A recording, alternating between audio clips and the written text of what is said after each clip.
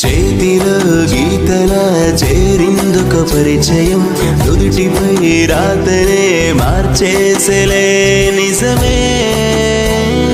చేతిలో గీతలా చేరిందొక పరిచయం నుదుటిపై రాతనే మార్చేసలే నిజమే కంచెనే తెంచలే కన్నీళ్లను తుంచలే తీరమే చూపెలే తీరేదెలా రుణమే ఇది వరకిది తెలియదు కదా ఇప్పుడిక ఇది తెలిసేను కదా మది మలుపులు తిరిగేను కదా ఎంత మధురమోలే